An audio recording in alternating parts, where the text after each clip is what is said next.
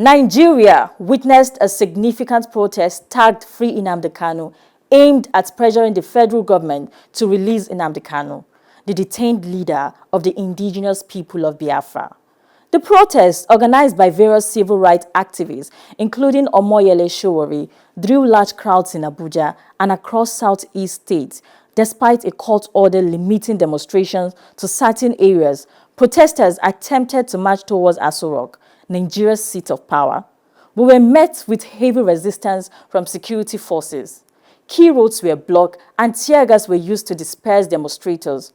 While the government emphasized that Kanu's case is ongoing in court and should not be influenced by public demonstrations, supporters argue his prolonged detention is a violation of his rights and a symbol of broader political repression. Nnamdi Kanu's journey to prison stems from his role as the founder and leader of IPOB, a movement advocating for the cessation of the Biafra's region from Nigeria.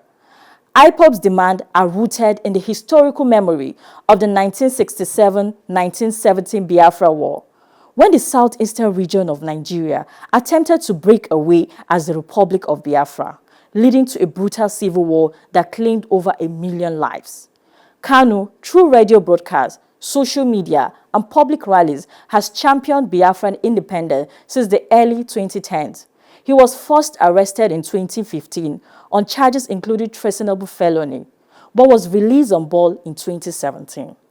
In 2021, Kanu was rearrested under controversial circumstances, reportedly from Kenya, and brought back to Nigeria to face new charges, including terrorism and incitement. His rearrest sparked international criticism and further galvanized his support base, especially among Igbos in Nigeria's southeast and in the diaspora.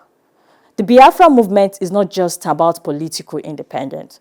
It represents decades of perceived marginalization of the Igbo people within Nigeria.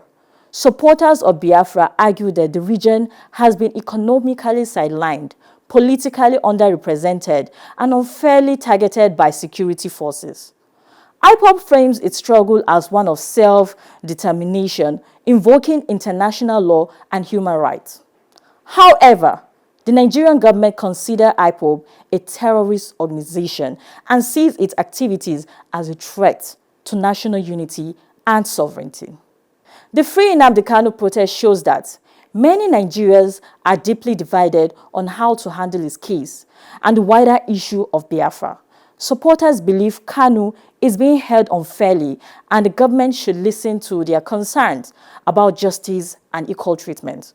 On the other hand, the government says Kanu's action threatens national unity and that the law must take its course through the court. As tensions remain high, this situation raises an important question for all Nigerians. Should the federal government release Nnamdi Kanu, or should the legal process continue without public pressure? What do you think?